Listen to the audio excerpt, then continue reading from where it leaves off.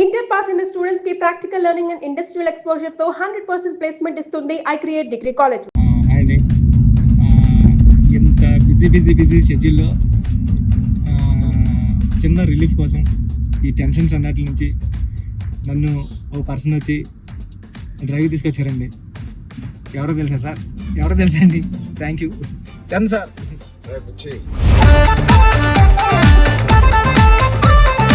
ఏం లేదు బుచ్చి, ఒకటి అడుగుతాను ఏం అనుకో కదా. చెప్పండి సార్. సరే మీరు అడిగితే ఏమనుకుంటారు సార్?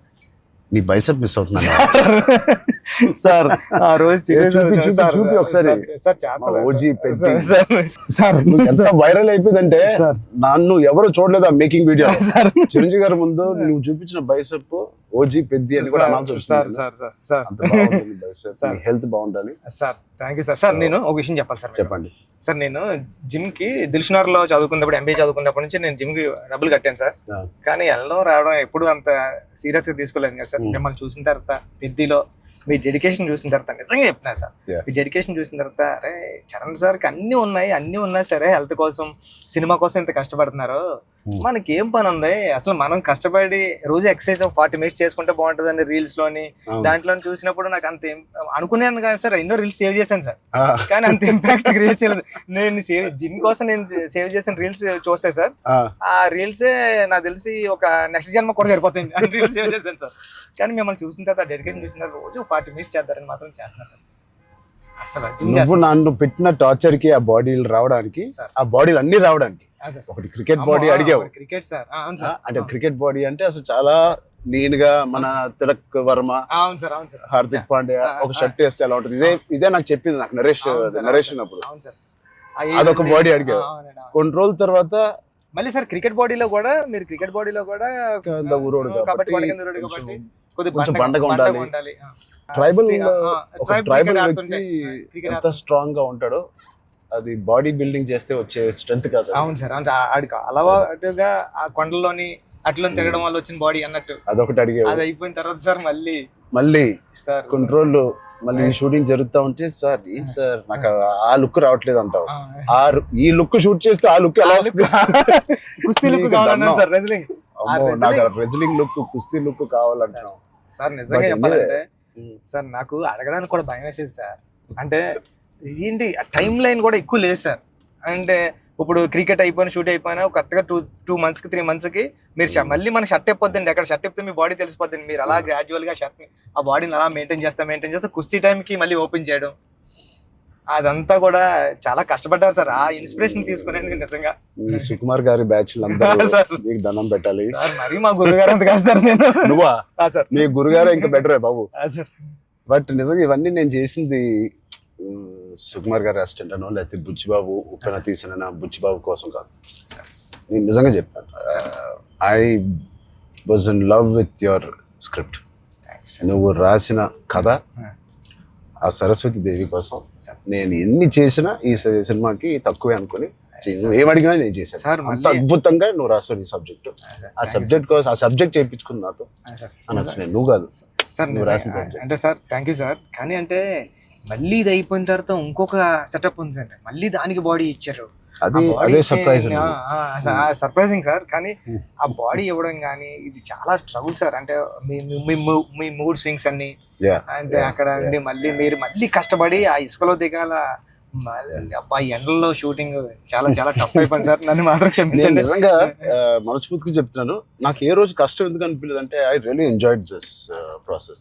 నచ్చిన పని చేసేటప్పుడు శ్రమ తెలియదు అంటారు కదా, నాకైతే అలా అనిపించింది.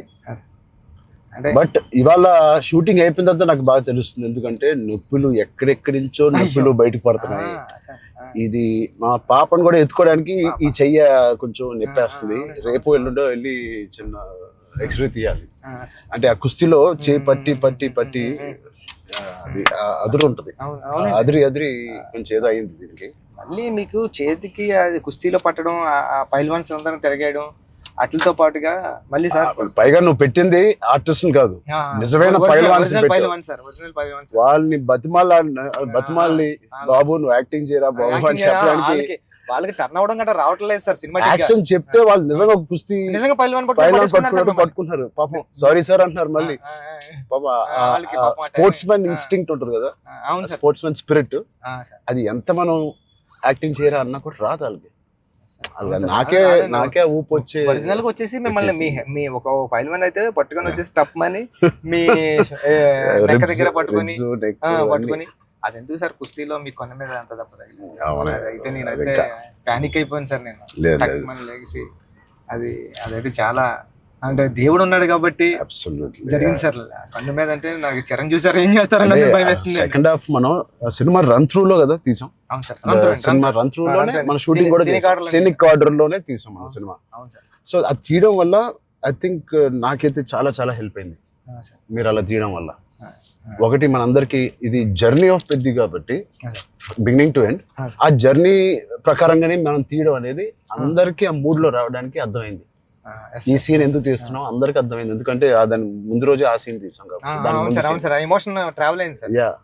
రన్ త్రూ లో వచ్చేసరికి మనం సెకండ్ హాఫ్ అంతా మనం ఒకే టైం పీరియడ్ లో షూట్ చేసాం. సెకండ్ హాఫ్ అంటే ఏంటి, కల్మినేషన్ ఆఫ్ ఆల్ ద మీరు రాసిన స్టోరీ అంతా culmination. Heaviest action, heaviest emotion, heaviest song second half లోనే పెడతావు. సో అంత హెవీ వర్క్ మనకి లాస్ట్ 65 days లో మనం షూట్ చేసాం. నిజంగా దేవుడు లేకపోతే అంత హెవీ వర్క్, అన్ని కుస్తీ ఫైట్లు, క్లైమాక్స్ ఫైట్, క్లైమాక్స్ సాంగ్, ఇంకో సాంగ్ రేరే రారా ఏమి మనకేం అవ్వకుండా మీకేం అవ్వకుండా నాకేం అవ్వకుండా జరిగిందంటే అది నిజంగా పెద్దకున్న బలం. అది పెద్ద సబ్జెక్ట్ కి పెద్ద స్క్రిప్ట్ చేయించుకుంది తప్ప. లాస్ట్ 75 days షూట్ చేస్తాను సార్. ప్రతి సినిమాలో నాకు ఏదో ఒక యాక్సిడెంట్ అవుతూనే ఉంది. RRR లో కూడా కాలు ఎరగ కొట్టుకున్నాను, రంగస్థలం కూడా ఒకటి ఏదో అయింది నాకు గుర్తులేదు. గేమ్ చేంజర్ లో ఇక్కడ లిప్ కట్ అయిపోయింది, ఇక్కడ ఇది అయింది. కానీ ఎక్కడ ఒక్కరోజు మన షూటింగ్ ఆపింది లేదు. అది నిజంగా అది దేవుడు. ఇంకేంటి బుజ్జి సార్ పోస్ట్ ప్రొడక్షన్ ఎలా జరుగుతుంది చెప్పు, సరదాగా అడుగుతున్నా. సార్ రెహమాన్ సార్ అంటే నేను ట్వీట్ వద్దాం అనుకున్నాను సార్, ఎర్రకొట్టి సార్ RRR అని. అంటే మళ్ళీ 2 ఎట్లా అయిపోతుందో నేను వేయలేదు సార్. నెక్స్ట్ లెవెల్ RRR ఇచ్చారు sir Rahman sir. Okay next level అండి. అంటే ఎమోషన్ గానీ నాకు నేను వెళ్ళి కూర్చున్నాను సార్. నిన్నే కూర్చుంటే ఇది మన సినిమా మన విజువల్ ని నెక్స్ట్ లెవెల్ పట్టుకుపోయారు సార్. ఓకే రెహమాన్ గారు కానీ, రత్నవేల్ సార్ కానీ, అసలు అంటే రత్నవేల్ గారి గురించి మాట్లాడరు. మనం అనుకున్నప్పటి నుంచి అది ఎంత పెద్ద అసెట్ రత్నవేల్ గారు. ఇట్ ఈస్ అంటే బ్యూటీ షాట్స్ ఇచ్చారు, కమర్షియల్ షాట్స్ ఇచ్చారు, అండ్ కథని అర్థం చేసుకునే విధానం రత్నవేల్ గారు మించిన కెమెరామెన్ నేనైతే పని చేయలేదు. ఉండే ఉంటారు కానీ నేనైతే పని చేయలేదు సార్. ఎందుకంటే సార్ రాండి సార్ ఇప్పుడు నేను ఫస్ట్ సినిమా చేశాను సార్, ఇది second cinema and second film sir నాది. ఇంత పెద్ద కెమెరామ్యాన్ ఉండడం వల్ల నాకు చాలా పెద్ద సపోర్ట్ వచ్చింది సార్. రాండి సార్ లాంటి వాళ్ళు ఉండడం వల్ల నేను ఏమైనా మిస్టేక్లు చేసినా సరే ఇది కాదు ఇది చూసుకో ఒకసారి ఆలోచించుకొని వచ్చి చెప్పడం కానీ బిగ్ బ్రదర్ దాంట్లో నో డౌట్ సార్. అంత ఆయన కరెక్ట్ చేయడం కానీ అవన్నీ నేను చూసేదాన్ని ఒక్కొక్కసారి ఆయన నెక్స్ట్ లెవెల్ పట్టిపోయేవారు సార్. వచ్చి ఇలా చేద్దాం మనం అని. లైటింగ్ మాత్రం వేరే స్థాయిలో ఉంటది అసలు. సార్ మీకు చెప్పాలంటే ఢిల్లీ ఎపిసోడ్ ఢిల్లీలో ఎలా ఉన్నారంటే సార్ మీరు ఢిల్లీ ఎపిసోడ్ నాకు మిమ్మల్ని చూసిన ప్రతిసారి కళ్ళంట నీళ్ళు వస్తా సార్. ఐ థింక్ నా ఫేవరెట్ ఎపిసోడ్ చెప్పొచ్చు లేదో తెలియదు ఇస్ ద ఢిల్లీ ఎపిసోడ్. అంటే నీ కథ మొత్తం నువ్వు ఇందాక 2 గంటలన్నర కథ లేదా 3 గంటల కథ, ఆ ఢిల్లీ ఎపిసోడే మీ కథ. అవును సార్. ఢిల్లీ నేను ఢిల్లీ ఎడిటింగ్ రూమ్ లో చూసిన ప్రతిసారి మీకు కాల్ చేశాను సార్. నవీన్ అంటున్నారండి, ఎడిటర్ నవీన్ ఏమన్నాడంటే అండి, నవీన్ అన్న వచ్చి నువ్వు చూసిన ప్రతిసారి 20 వరకు కాల్ చేస్తున్నావు అని. అంటే దాంట్లో ఫ్రేమ్ తీసి కట్ చేద్దామన్నా సరే నాకు భయం వేసి ఇది తీద్దామా లేకపోతే ఇది ఒక్కటే తీసేద్దామా అంటే నువ్వు ఒకసారి గుర్తుపెట్టుకో ఈ విజువల్ చూసిన ప్రతిసారి నువ్వు రామ్ చరణ్ సార్ కాల్ చేసావు, నువ్వు ఎలా చేస్తావు ఇది అంటే అవునా అయితే తీనని మళ్ళీ దాన్ని హోల్ చేసి దాని బిఫోర్ ఎక్కడ కట్ చేశాను కానీ ఢిల్లీ కట్ చేయలేదు సార్. ఢిల్లీ ఎపిసోడ్ నిజంగా నాకు సినిమాలో నాకు ఫేవరెట్ ఎపిసోడ్. అవును సార్. ఢిల్లీలో అప్పుడు టెంపరేచర్ కూడా చాలా చలండి, పక్కన షూటింగ్ చేయడానికి కూడా అవన్నీ క్లైమేట్ కూడా కంట్రోల్ లేదు సార్. బట్ ఎపిసోడ్ మాత్రం ఎలా షూట్ చేయాలని అనుకున్నాను. ఆ ఒక్క ఎపిసోడ్ కి రాండీ గారికి 100% ఇచ్చారు సార్. అందుకని దాన్ని వైడ్ రేంజ్ ఫ్రేమ్స్ తో స్పాన్ కానండి, కలర్ టోన్ కూడా ఢిల్లీ దగ్గర కలపడంలో ఫిల్మ్ కలర్ టోన్ మార్పుంది సార్. లుక్ అండ్ ఫీల్ కూడా యూ కెన్ ఫీల్ కూడా మొత్తం అంతా. ఢిల్లీ ఎపిసోడ్లోనే ఒక వ్యవసాయం ఉంటుంది కాబట్టి మన సినిమాలో కానీ ఎమోషన్ అంతా హోల్డ్ చేయడం కానివ్వండి. అవును సార్ ఎలా రాసావో నాకు తెలియదు సార్. నేను పాయింట్ కన్నా సార్ ఇది ఇంటూ 100. అవును సార్ నేను అది చెప్పాలనుకున్నప్పుడు కూడా అంటే ఒక స్టార్ హీరోకి అలాంటి పాయింట్తో ఎలా వర్కౌట్ అవుతుంది అన్న థింగ్ ఉంటూ కూడా సార్ అక్కడే హీరోయిజం ఒక 50 times పెరిగిపోతుంది సార్. అలాంటి సిచ్యువేషన్లో హీరోయిజం పడిపోతుందండి. అలాంటి సిచ్యువేషన్లో ఈ కథలో అలా సెట్ అయింది సార్. హీరోయిజం నెక్స్ట్ లెవెల్కి వెళ్ళి కూర్చుంటారు సార్ అక్కడ. చాలా కన్విక్షన్ తో రాశారు. అది అందరిలో ఎక్కిపోయింది నీ కన్విక్షన్. షార్ట్ లో నువ్వు నాకు ఇంకా గుర్తు మా ఇంటికి వచ్చింది సార్. అవును సార్, బాగా గుర్తుంది సార్ మీకు. నువ్వు నేను సుకుమార్ గారు కూర్చుని అని డిసైడ్ చేసిన రోజు నువ్వు ఎలా చెప్పావంటే కదా 2.5 hours నాకు ఇంకా గుర్తుంది. 2 hours 40 minutes 45 minutes. అవును సార్. కింద మంచి మ్యాట్ అన్ని కిందే కూర్చుంటాను. మీరు కింద దిగిపోయారు సార్. మీరు కింద కూర్చున్నారు. అన్ని సీన్ పేపర్ వేసి dialogue to dialogue scene to scene run through తో సీన్ ఆర్డర్ తో నువ్వు నాకు ఎక్స్ప్లెయిన్ చేసాను. నేను ఫస్ట్ మెస్ప్రైజ్ అయిపోయాను. నా వైపు ఎక్కువ తలెత్తి కూడా సీన్ వైపు కదా చూసి కూడా నువ్వు చదవలేదు. తలెత్తి నాతోనే మాట్లాడావు మొత్తం. అంతలాగా నీకు ఎవ్రీ డైలాగ్ నీకు గుర్తుపోయింది. నువ్వు ఎన్ని సంవత్సరాలు రాసావు ఈ సినిమా నాకు తెలియదు కానీ ఫోర్ ఇయర్స్ ఎప్పటి నుంచో డెవలప్ చేసావు. నువ్వు నరేట్ చేసిన గ్రిప్పింగ్ గా నరేట్ చేసిన విధానం కానీ నేను మెస్ప్రైజ్ అయిపోయాను. అసలు ఏ కథ చెప్తున్నాడు తర్వాత చెప్పిన విధానానికి నేను సార్. నాకు డౌట్ సార్, కథే అంటే అక్కడ రామ్ చరణ్ సార్ కాదు, బుచ్చిబాబు కాదు, అంటే కథే అంటే కథను నమ్మిన డైరెక్టర్గా నేను వచ్చాను సార్. కథను నమ్మిన డైరెక్టర్గా వచ్చి మీకు నేరేషన్ ఇచ్చినప్పుడు నాలో భయాలు చాలా ఉన్నాయండి. ఇలాంటి స్క్రిప్ట్ ఓకే చేయడానికి, ఇలాంటి ఎమోషనల్ డ్రామా అంటే పెద్ద అంటే యాక్షను, క్రికెట్, రెజ్లింగ్ కాదు సార్. పెద్ద అంటే ఎమోషను. నేను నేరేషన్ ఇచ్చిన ప్రతిసారి నా కళ్ళంట నీళ్ళు వచ్చాయి సార్. అరే అంటే ఏడ్ చేస్తున్నాను కాబట్టి ఏడ్ చేసిన కొన్ని సీన్లు అక్కడ చెప్పడం కూడా తోసేసేవాడి సార్. కానీ ఇలాంటి స్క్రిప్ట్ని మీరు విన్నప్పుడు మీ ఫీలింగ్ అంటే మీరు ఏమనుకున్నారు సార్? అంటే ఇలాంటి స్క్రిప్ట్ చెయ్యాలనుకున్నారా? సుకుమార్ గారు ఇచ్చిన కాన్ఫిడెన్స్ వల్ల, సుకుమార్ గారి బ్యాచ్ వల్ల ఆయన ఎందుకో నన్ను చేయమని అడగడం ఏదో ఒకటి ఉంటుంది.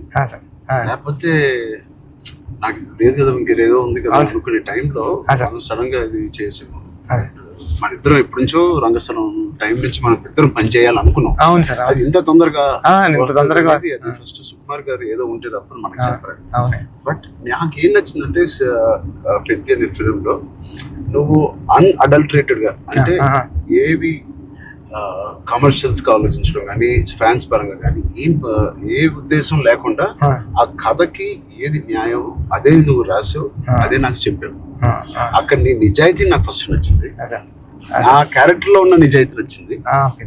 పెద్దిగాడి క్యారెక్టర్ లో ఉన్న నిజాయితీ నాకు నచ్చింది. దాని తర్వాత ఏదేమైనా లైఫ్ లో ముందుకు సాగుతూ వెళ్ళాలి అనే point is the biggest point of Peddi.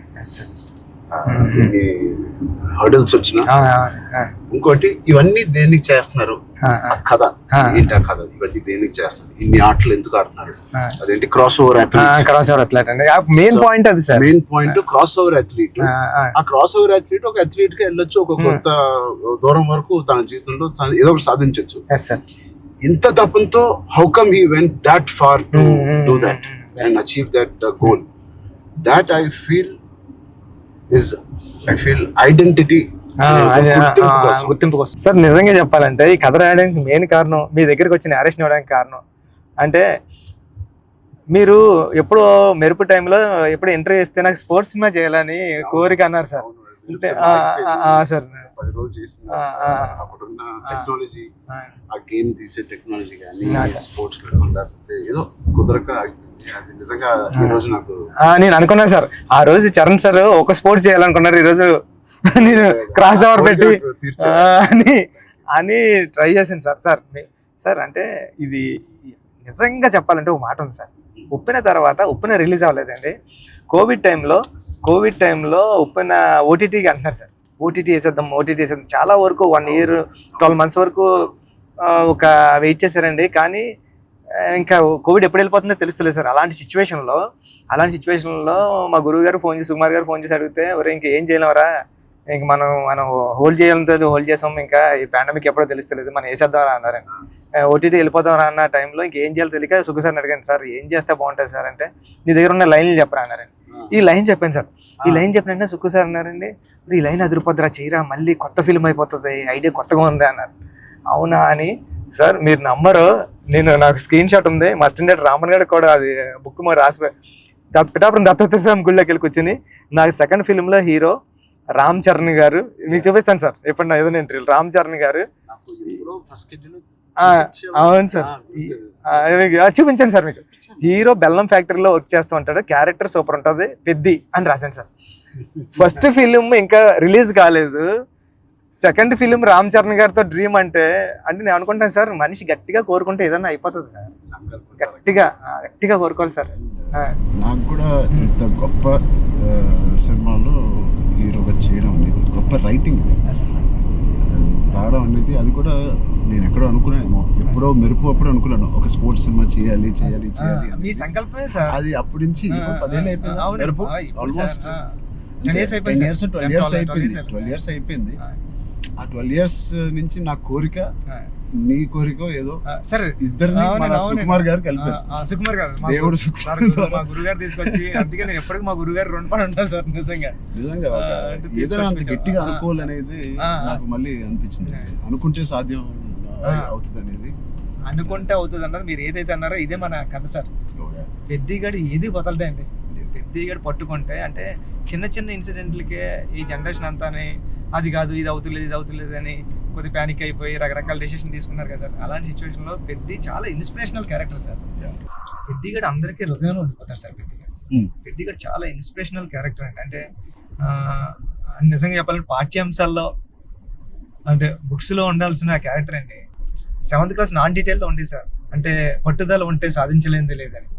అలాంటి బుక్ లో నేను రాసినప్పుడు నాకు ఆ కథ గుర్తొచ్చిందండి. అరే విక్రమాదిత్య ఏదో అండి అతని పేరు. అతను చాలా స్ట్రగుల్ అయ్యి అనుకున్నదాన్ని రీచ్ అవుతాడండి. అంటే పెద్దికి కూడా విజయం అంత ఈజీగా దొరకలేదండి. పెద్ది చాలా స్ట్రగుల్ అవుతా తన విజయాన్ని, తన డెస్టినేషన్ ని, తన గోల్ ని రీచ్ అవ్వగలిగాడు కానీ అంత ఈజీగా నీ జనరేషన్ చిన్న వాటికే కొద్దిగా ప్యానిక్ అయిపోయి అది కాదు ఇది కాదు అంటారండి. ఇది చాలా ఈ జనరేషన్ సెట్ అవుతుంది.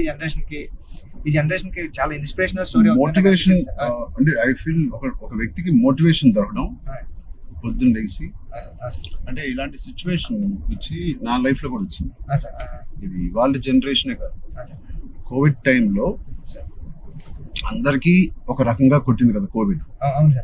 మానసికంగా కొట్టింది, హెల్త్ పరంగా కొట్టింది, ఫైనాన్షియల్ గా కొట్టింది, ఈ వేరే రకాలుగా కొట్టినాయి. నాకు కూడా ఒక రకంగా కొట్టింది. And it was very low phase అవన్నీ అను, కానీ ఇట్ ఈస్ అంత స్ట్రాంగ్ వర్డ్స్ నేను వాడట్లేదు, కానీ ఒక కన్ఫ్యూజ్డ్ స్టేట్ లో ఉండేవాళ్ళం. అంటే అప్పటికి RRR మధ్యలో మీకు కూడా సార్, నాకు కూడా RRR 30-40% అయిన తర్వాత ఆ బ్రేక్ పడింది. అయితే 50% తర్వాత ఆ బ్రేక్ పడింది. పీక్ లో నా ట్రైలర్ రిలీజ్ అయింది. అంటే అంత పీక్ బాడీ లో RRR స్టాప్ అయింది. సో ఏం చేయాలి, జిమ్ నేను ఒక అపార్ట్మెంట్ లో ఉండేవాడిని అప్పుడు. దాని తర్వాత ఇప్పుడు ఇంటికి షిఫ్ట్ అయ్యాను కదా. సో అక్కడి నుంచి అసలు ఉన్నారా, మన చుట్టూ ఉన్న వ్యక్తులు ఒక్కొక్కరు చనిపోవడం చూసి ఆ ఉపాసన ఇంట్లో ఉండడం వల్ల ఆ హాస్పిటల్ కాల్స్ విని నేను ఇంకా ఆఖరికి నా హోమ్ థియేటర్ లో కూర్చొని టీవీ చూస్తూ ఉండేవాడిని. పక్కన ఆవిడ అక్కడ ఉండేది, అది వినలేక నేను ఒక్కడనే ఉండలేక, బికాస్ ఆవిడతో ఉంటే ఏదో ఒక కాలక్షేపం ఉండేది. హోల్ కోవిడ్ నువ్వు నమ్మవు, ఉపాసన ఒక రూమ్ లో తన కాల్స్ పాపం తన అందరు పేషెంట్స్ ని డైవర్ట్ చేయడం అవన్నీ చూస్తా ఉంది. నేను ఇంకో రూమ్ లో అలోన్ గా ఆల్మోస్ట్ ఫ్యూ మంత్స్ నేను ఒక్కనే వెళ్ళాను. అది నాకు గట్టి కొట్టేసింది. అంటే ఒంటరిగా ఉన్నప్పుడే నీకు థాట్స్ వస్తాయి. అది ఓవర్ గా నువ్వు అన్ని రోజులు ఒంటరిగా ఉన్నప్పుడు ఆ థాట్స్ వేరేగా మారుతాయి. అలా మారినప్పుడు నేను మానసికంగా కొంచెం లో అయ్యాను. ఆ టైంలో నాకు తెలిసి తిరిగి కోవిడ్ రీఓపెన్ అవుతున్నప్పుడు, ఏవో చాలా ఇష్యూస్ ఉన్నప్పుడు నాకు రాజమౌళి గారు నీకు ఫోన్ చేశాను. రాజమౌళి గారికి ఫోన్ చేసి, సార్ ఒకసారి కలవాలి మిమ్మల్ని అంటే ఆయన వచ్చారు. ఏం చేయాలంటే మళ్ళీ షూటింగ్ స్టార్ట్ అవుతుంది. నాకు అదే జోష్, ఏదైతే షూటింగ్ మనం ఆపామో ఆ టైంలో నాకున్న జోష్ అది రావట్లేదు సార్. నాకు ఏంటో అర్థం కావట్లేదు. ఇంత పెద్ద సినిమా, ఇంత పెద్ద డైరెక్టర్తో నేను చేస్తున్నాను, ఏమవుతుంది నాకు, ఎందుకు నాకు మోటివేషన్ రావట్లేదు అంటే ఆయన చెప్పిన మాట ఇవాల్టి వరకు I have kept it in my heart. ఎప్పుడైనా చరణ్ అది మోటివేషన్ ఏదో ఒక పెద్దది వస్తేనే రాదు, దీనికన్నా పెద్దది ఏముంటుంది, RRR కన్నా పెద్దది మోటివేట్ చేయడానికి. అయినా నాకు రేపు పొద్దున లెగిసి వర్కౌట్ చేసి మీ షూటింగ్ కి రావాల్సిన మోటివేషన్ నాకు రావట్లేదు. అందం ఏంటి నేను. సో చరణ్ అలా కాదు, షూటింగ్ కి ఇంకా 20 days టైం ఉంది. ఇంకా 20 days లో లాక్డౌన్ ఓపెన్ చేస్తున్నారు, ఫస్ట్ లాక్డౌన్. సో నీకు 20 days టైం ఉంది. ఒక పని చెయ్యి, స్టార్ట్ స్మాల్. ఈ రోజు నేను ఇవాళ లెగిసి ఏదో ఒక పని అనుకోవాలి, ఆ పని కోసం నువ్వు లెగాలి, ఆ పని దొరకాలి. ఆ పని ఏంటి, ఏమి లేదు ఇప్పుడు కోవిడ్ లో.